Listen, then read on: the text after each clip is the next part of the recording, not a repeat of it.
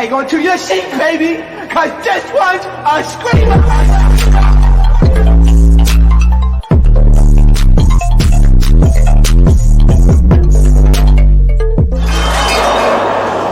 Are you not entertained?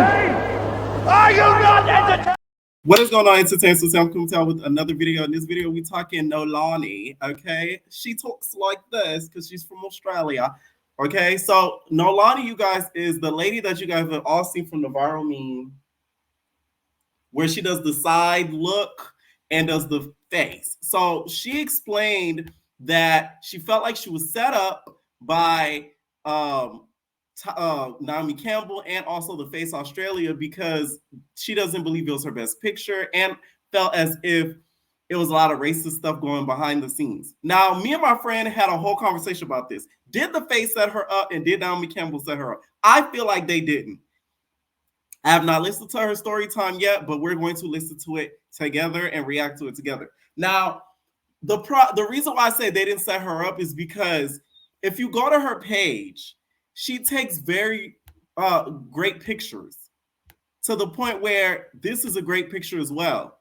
Why would you turn and squint like that? I just feel like they can't set you up in regards to that. Now, what I do agree with where they set her up in a bad way was the lighting. The lighting was completely horrendous. The lighting was insulting. That I can say that, you know, they set her up.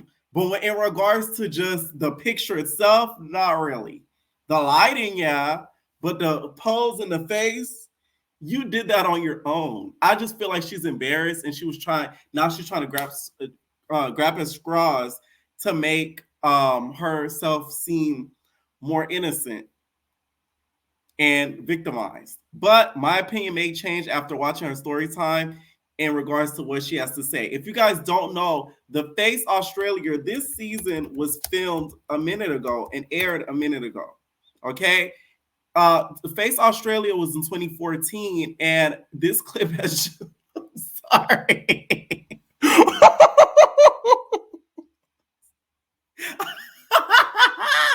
I just thought of the clip in my head and started laughing. I'm sorry.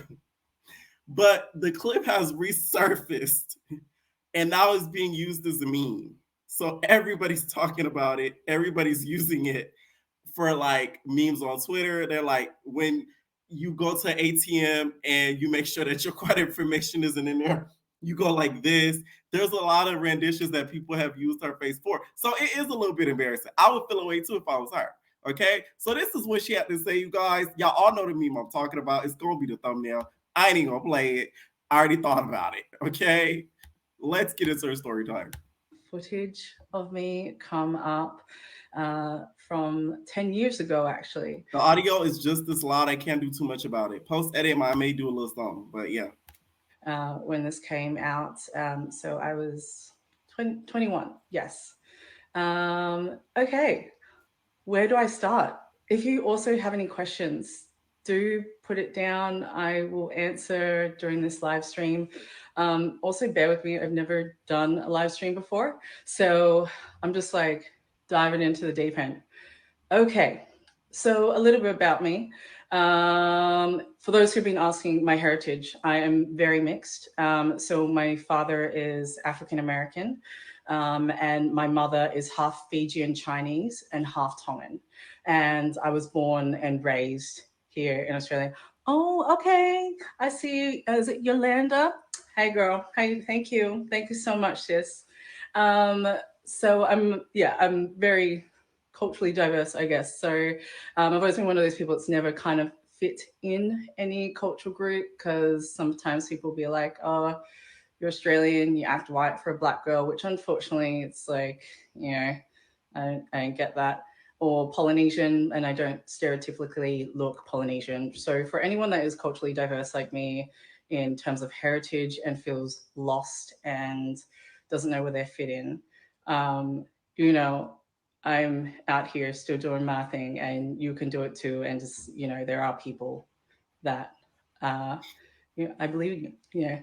Okay, so for my mothering side, yes. So essentially being raised in Australia, I will be honest, Australia is a little bit of, without sugarcoating, has a lot of systemic racist issues, particularly, for instance, Australia. It was an invasion. The British invaded Australia and never signed a treaty with its native people, and still the government refused to sign a treaty with the people. So the systemic racism is a big thing. When I modeled for The Face, I was probably one of 20 Black girls that was in the music, in the fashion scene in Australia. However, I was one of those that wasn't signed. So with me, I approached every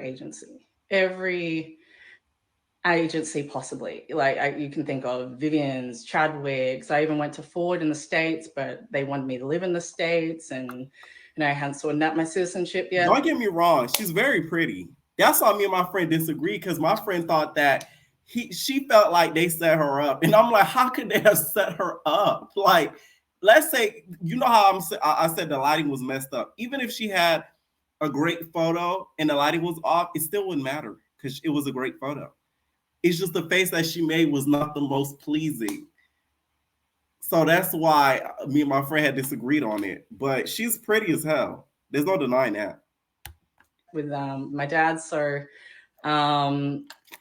yeah, I went everywhere, June Daly Watkins, and I was rejected by every single agency. And the excuse was, we already have a girl that looks like you. Doesn't look like me, just because they were Black. So I'm talking, these modeling agencies at the time would have about 200 models on their books, and stereotypically they were blonde hair, blue eyes, and one or two tops Black girls. So I was rejected from every agency. I was flying out of pocket. When I used to work in a cafe, I'd save up and I'd fly to Sydney, and I'd fly to Melbourne trying to get signed, because no one in Brisbane wanted to sign me because they had that one token Black girl on their book of 200. So I worked through channels such as like Model Mayhem to get booked. And I actually started, I guess, building rapport locally in Brisbane. Did a bit of work in Melbourne to start doing some modeling shoots and gigs. The reason why I got into modeling is because, I'll be honest, I was insecure. When you're told that you aren't beautiful because you're Black, when me growing up in Queensland, I was always the token Black girl in my friends group. I probably had one other Black friend in Brisbane growing up, because there just weren't many of us. So it definitely was an insecurity thing, and pretty much just a big FU to the system that, I should be proud of the way I look. I am Black and proud, and I am fucking gifted. So I put myself out there. I was reaching out to photographers, designers, you name it.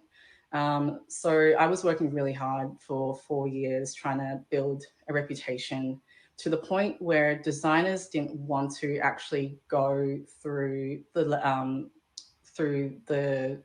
agencies, because I wasn't with them.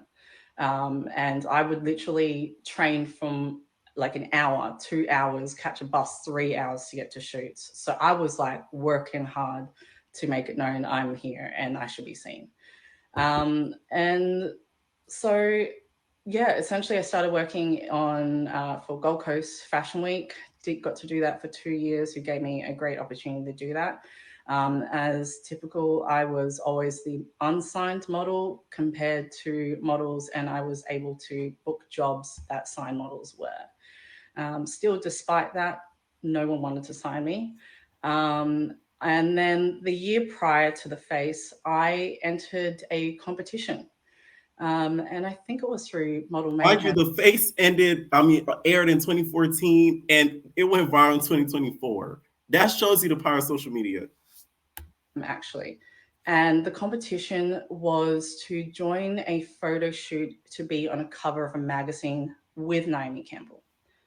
So I was like hustling. I posted my photos up. I submitted, and it was by voting. So through voting, I managed to get into the top 100. So, and I just became number 100. So I was very lucky to do that. Then the following year, I got cast into The Face. So, all right, here we go. That's my biggest fear, y'all. If I ever end up on a reality show and be made of as a joke, I would literally cry. Knock on wood, child.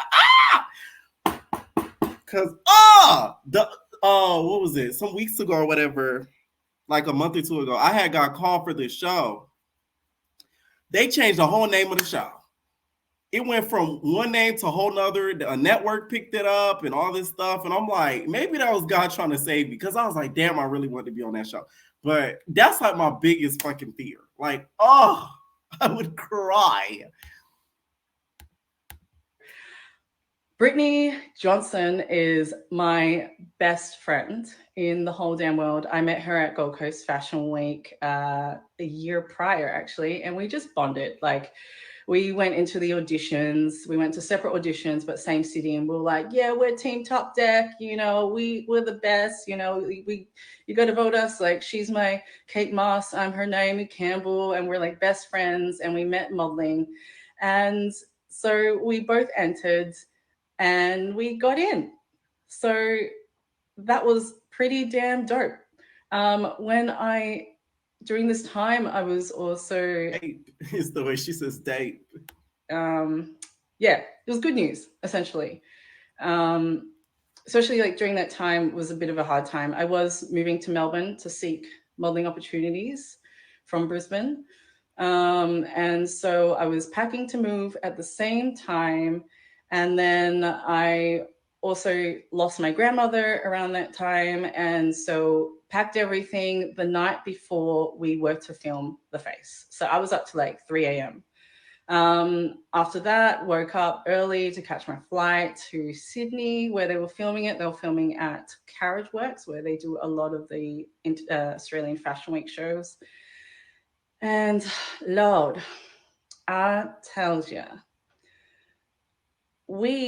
after checking in the first day, we got to meet all the models and the girls. Our phones were taken away. And I noticed that all of the and girls... Naomi Campbell, bitch, you really thought you was gonna be Tyra. That's what gets me. Because Naomi Campbell thought, I'm gonna be like Tyra Banks. Do you see how that ended up for Tyra Banks? Every year, Tyra Banks gets canceled because of damn America's Next Top Model. So you might not have went down that path. Girls, except I think 3 of us, were signed. We're completely signed.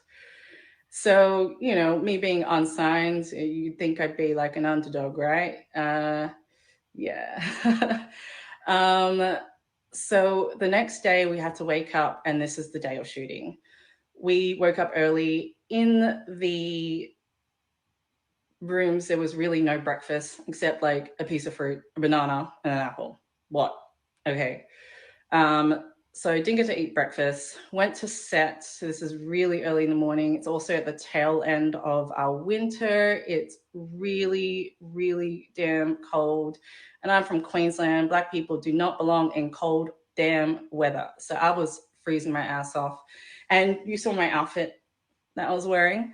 I wasn't allowed to have a jacket. So we were made to stand outside in the elements for hours. And I'm telling you, hours, high heels in what we were wearing. And so this is when we were doing the shoot, when we're walking down outside to introduce into the episode. If you've watched it on YouTube, which is behind me, first episode. And so we were there for hours because I didn't eat breakfast because there wasn't a sustainable breakfast for me to eat. And essentially they didn't think models ate, but I'm Black, I eat. So I actually almost fainted outside on set. I had to have producers actually.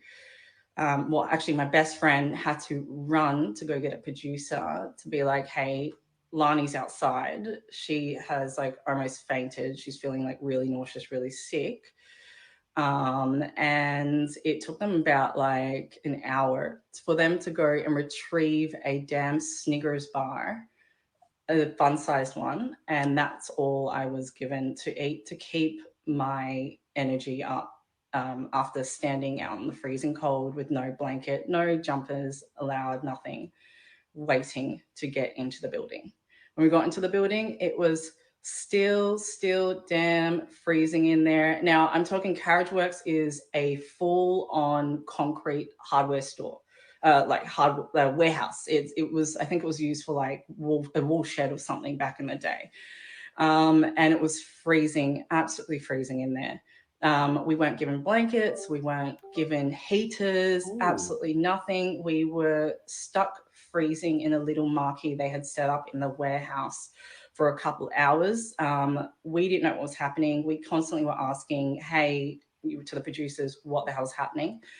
The producers pretty much told us, oh, we're waiting. And what was implied without saying it was we were waiting for Naomi to show up on set, or the rest of the models to show up on set. So we were in this freezing tundra waiting. Eventually, we were directed a couple hours later after that. So this is probably like 6 hours that's gone by. And then finally, it's time for us to, oh, yes. Wow, did they forget you're human? It's Australia. We don't have a treaty with our native people. It is damn racist. I will be honest. We've definitely got tragic systemic racial problems here. No, they did not see me as human. They saw me as a Black woman that they can continue perpetuating a stereotype in Australia that Black people aren't enough, essentially. And it's sad. So going back, we ended up I getting wish she lunch. would move to the States because I feel like if she were to move to the States, she'd actually do good modeling wise. I remember seeing the video before she did the damn turnaround. She has an actual model shape. Like she has, it looks like the weight, the height. She's not ugly. She's really pretty. So she might consider moving to the States because it might be worth it. The lunch was damn cold. It was literally like, it was like those long broccolini things, like almonds on it, some bland as like shriveled up cheap cuts of meat. And it was ice cold. Like it wasn't even like edible. Especially when you've been waiting for ages. So I couldn't actually like eat it. So I've gone all day on just a small fun-sized Snickers after almost fainting. And then it was time to go in after this lunch break and go and see the introduction of the judges. So Nicole Tutufo, Cheyenne Tozi, who might add is actually really amazing. She did kind of like, in her own way, reach out to me after the show. She is like that woman, hard gold, and Naomi. So they came out, they did a few run throughs of us being like, hey, how you doing? Where are the girls? And that's when Naomi delivered the first challenge. So the first challenge was... I'm so sorry. I keep thinking about it, guys. I'm really sorry, y'all. I keep thinking about the damn moment. Like, I can't get it out of my head looking at her. I'm sorry. Okay. Here, relax. Okay. And I had a bad day after yesterday. So, like, the laughs are out right now. You feel me? When you get your start as a model, you only have your one shot and one chance to do this. Might I add, by the way, because I signed a contract, people asked, have I seen the show? Yes, I had seen the show. However, when I signed the contract, I was not allowed to watch the show. So I wasn't allowed to watch and recap what the challenges were. So I kind of just went with an open mind of what it was. And because we had seen the American and the UK versions, I just kind of assumed, okay, they'll either do the same thing or they won't. They'll go a complete different direction. They did the same thing, original. And so we were told the challenge, you got one shot. Honestly, the reality is when you're a model, you don't have one shot. If anything, you want to try get a good shot within like 5 takes if you're really good. If you're up and coming and new, they give you a bit more of a longer chance. So they choose from that. And so they delivered it. And in my head, I'm like, dope, that's a test shoot. So a test shoot is usually just, doing your angles and then like the whole, very basic, because they just want to see you as a complete non-human blank. So that was my goal. My chosen pose was actually this. This is what I chose. During waiting for the filming, it says in here that let's see the first girl. That's actually incorrect. I was not the first girl. I was like probably the 5th or 6th girl to be seen. And so that pic was so funny. I'm not gonna lie. Yeah, it was. Yeah, thank you. I've healed. So yeah, I totally see for what it is. I will say she's a good sport. She's a very good sport. For that clip to go viral, for her to, because I see her comments in the neighborhood talk comments, the shade room comments, all throughout the damn thing, talking about follow me, girl. Rihanna, when are you gonna give me Fenty a line and let me model for it? Like, she to me is having a good attitude about this, because some people would have went off in the deep end. So she's taking this the right way. Come to the States, girl. Come to the States. We're all humans, and when people fail spectacularly, it's, we laugh. So we do. So that's totally fine. And I can laugh about it today, 10 years later. Why did I do the face? Okay, girl, this is where I'm coming up to.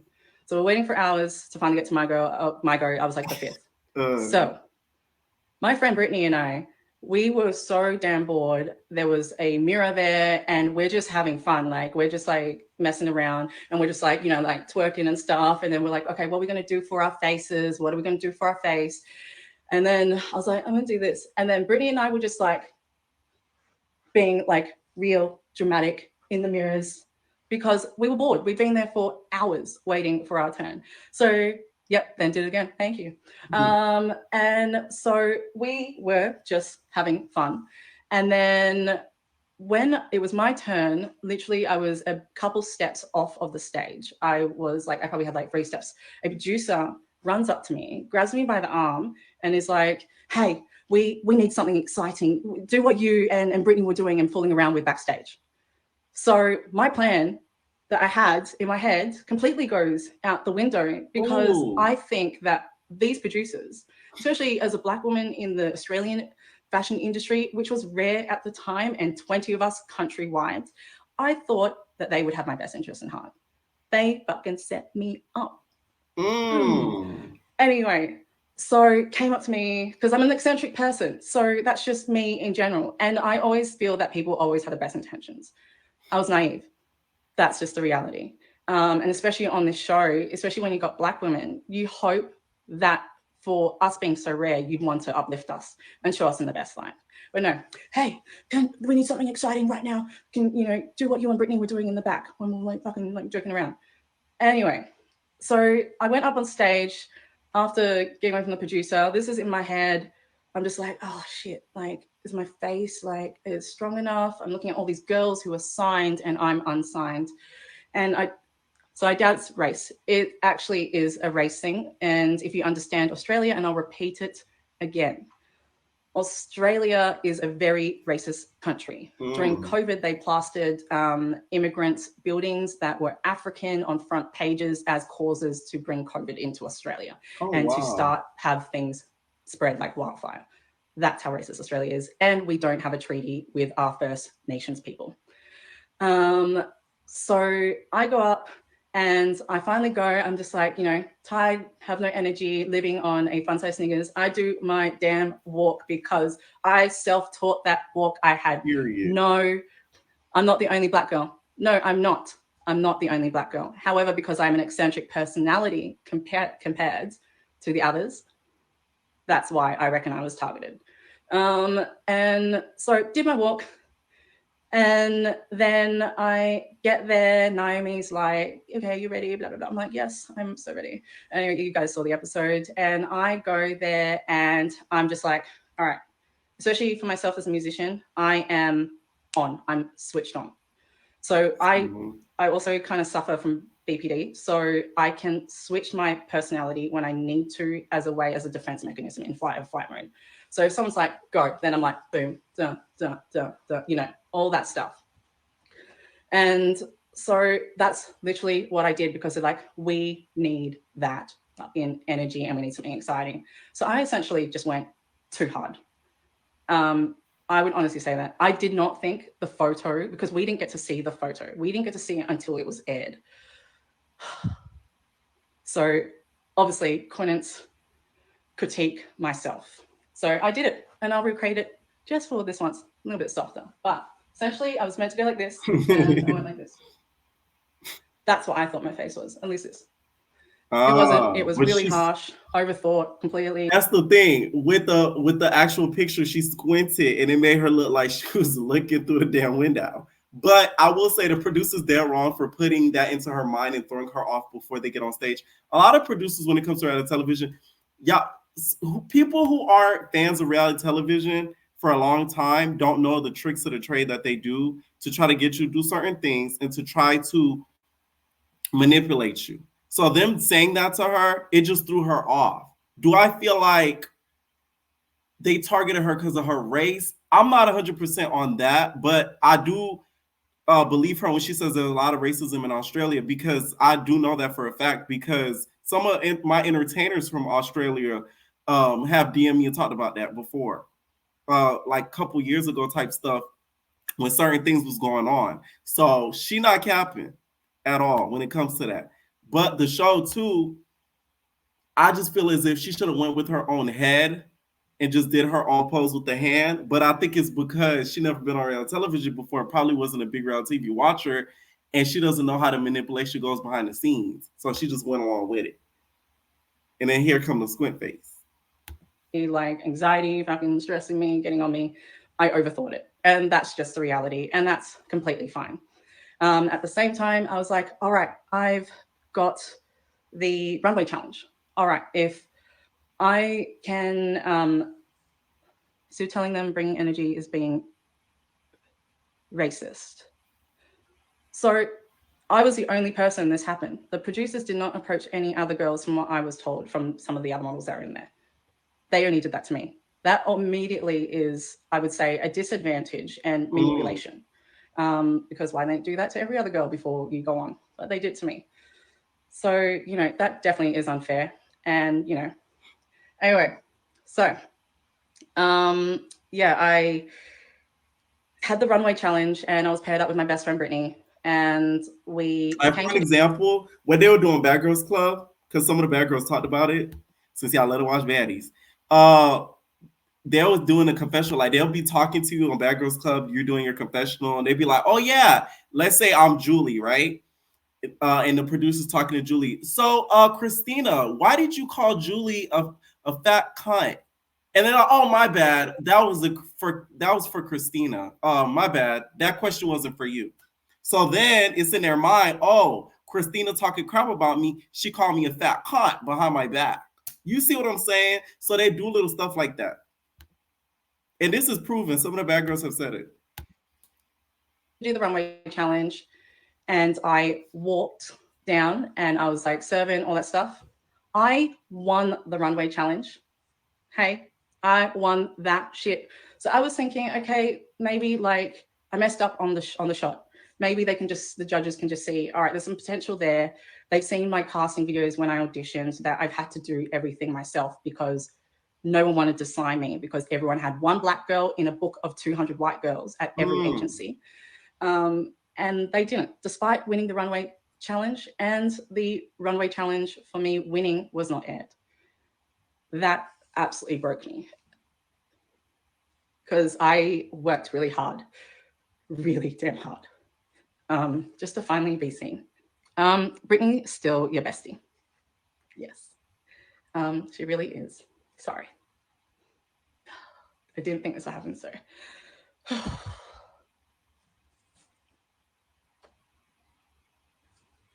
Yeah, that's sad. Sorry, I'm crying, y'all. Yeah, Brittany is still my best friend, my ultimate best friend. Every time I'm up in Queensland, I go catch up with her. And she did comment saying, hey, I'm so proud of you. So thanks, Brit. Love you. Anyway, so when it aired, the repercussions of it were fucking hard. And for anyone that suffers from mental illness, I really feel for you. And anyone that's going through their own challenges, we're human, and that is life. So all this work I've done for years to finally have a chance to be seen and pretty much be sabotaged on on Australian TV, especially when there was only 20 of us black girls at the time. All opportunities for contracts, designers that I had a rapport with, I'd worked for free, some of them that are now very established that I worked for free. They lost contact, you know. Every opportunity completely dried up. I lost friends. I lost any chance for me to model. Oh my God. At the same time, I also completely had a breakdown because I was completely ostracized from something that I worked so hard just to feel like I belong. And just when you think, oh, finally people accepting me, boom, gone.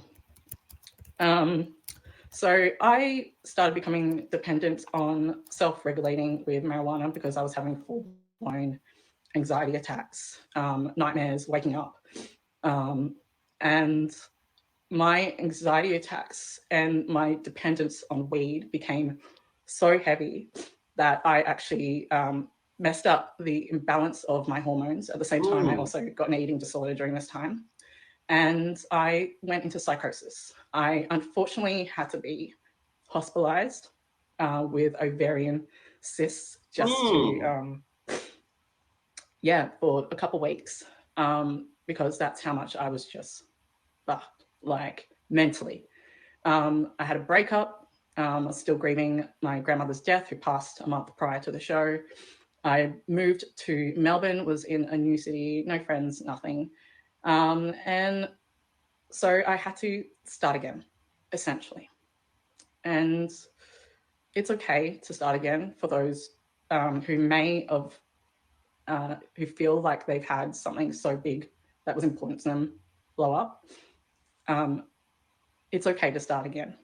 So because my mental health was so bad, I struggled to work. I will completely desensitize myself. I actually couldn't touch things. I couldn't feel things. I couldn't taste things.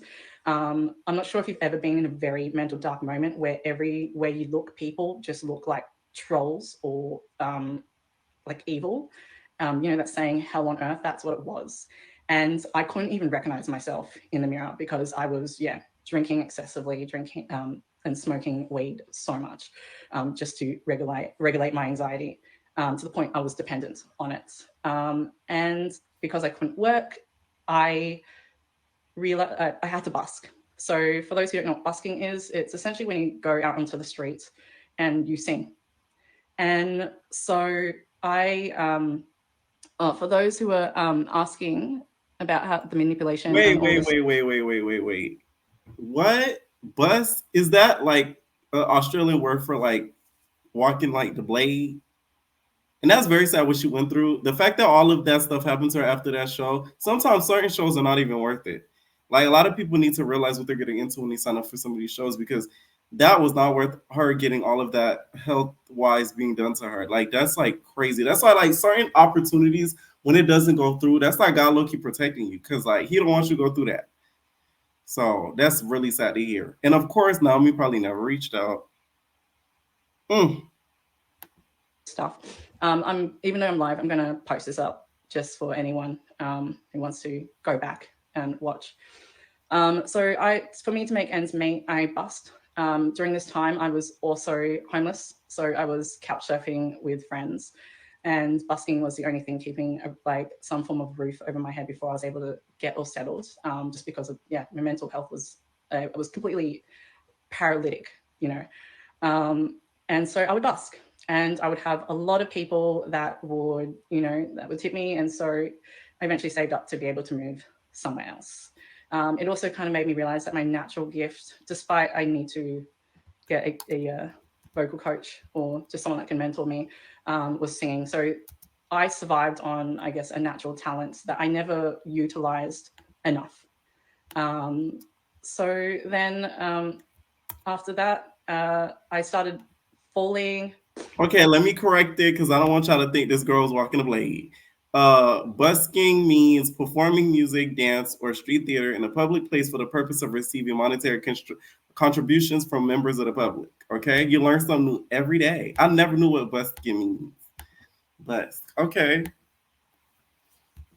Are you asking for sympathy to further your career? No, I'm not. And honestly, whoever commenting that, y'all just seen that girl break down talking about she asking for sympathy. If y'all see this girl on these social medias, she is taking it with such a good attitude, because I would have been pissed. She was taking it with such a good attitude. She's laughing about it in the comments. So please, what sympathy is she asking? People act like she wanted that meme to go viral. If it was up to her, she probably would want to take that episode down from everywhere. The best of a situation that happened 10 years ago. Because it happened in Australia, I thought, the world's never going to hear about it, but thus the TikTok and the internet blesses us again. So it's come back 10 years later. And so let me tell y'all something. I'd have seen a couple of y'all tag me into that dating show. That is scripted. We knew each other beforehand. No shade. When we showed up, it was supposed to be a fake. It was supposed to be a real blind date, but we knew each other, but we didn't want to let the producers know just because you just wanted the coin and just to be done with it. So when we did the date or whatever, we just was playing around being funny with each other. So that whole thing y'all saw was a shtick. Please don't do too much on that. I kind of regret doing it, because it's cringe as fuck. I'm in a healed place where I can actually talk about it, and and hopefully, share some love to everyone who may have gone through their own version of the face, not in a mobbing sense, but just hypothetically, if you've gone to a mountain and just crashed spectacularly. So I hope this kind of encourages you. From busking, I eventually started falling into the music scene, got into the improvised jazz scene, and started making music, and then started meeting the right people at the right time. So for what I do now, I am a R&B artist. R&B is not necessarily, or black music in general is not a big thing here in Australia yet. We're still considered underground, not really mainstream. It's very, very heavy whitewashed. So essentially for me, as I'm wanting to empower black people and BIPOC people within the music industry, I work for who's a blonde woman you're practicing your face before the judges? That is my best friend, Brittany. We went on the show together. And she's been modeling for a long time in Asia and all that stuff. And we met at a fashion week where I was the only girl unsigned and everyone else was signed. So I got to model with, people that were a big deal. So she kind of just saw, an energy with me. And we've been inseparable best mates since. So just to bring into what I do now, I work for an incredible company called One of One, www.oneofone.com.au. Essentially, we are a non-for-profit charity that empowers women and gender non-conforming people within the music industry. Personally, I am using that platform to highlight systemic racial issues that happen with BIPOC women in the music industry. So if you go onto that website, you will see many interviews that I've done interviewing people in and behind the scenes in the industry. I also do a bit of work with Black Music Alliance Australia. We are about empowering the Black music scene here in Australia. So that is simply what I do now, besides doing my own music. Simply because, hey, Masbo, we've got to hang this week. Yes. I am coming to Auckland on Thursday for a week to go do some writing with an incredible label over there called Big Pop. So I'm very excited for that. I've never done a writer's camp. I met them at Big Sound, which is a music conference, and they invited me. So I am so excited to see you, Maz. For those who don't know Maz, he's known as a rap scientist. You might have seen him on TikTok. He's kind of like big deal. He breaks down the mathematics of rap. Anyway, yeah, so that's what I do. I advocate for Black people. I have done a lot of work and healing, and that's why I can laugh at this situation and kind of just go with it, because you know, there's so many people around the world that have kind of gone through their own version of this and just give up. And yeah, thank God that she did not go off the deep end completely. I will say certain reality shows like this, they sort of go for viral moments like that to be funny, because a lot of the other moments on the show are not too much of a key and doesn't go viral. That's why that producer even went up to her, because he knew that he might be able to get something out of her to make the show trend the way that it does. It's sad that, from what she said, Naomi never reached out. And I'm glad that she has a great attitude about it, because she's always in the social media comments. And who knows, this might open other doors for her in the States, because there's a lot more opportunities there that's going to be in Australia. And it's a little bit of less racism, even though it's around the same amount in the States than the Australia. So hopefully it works out for her career-wise, because she really is a pretty girl. Okay? Let me know what y'all think down below. Do you guys think the producers set her up? What do you guys think about how she took it afterwards? And what do y'all think of the dangers of TikTok? Because look how TikTok literally brought her trauma a little bit again, because it aired so long ago, and 10 years later, we're talking about it. Leave your comments down below, and we're out, babies. No personal thing.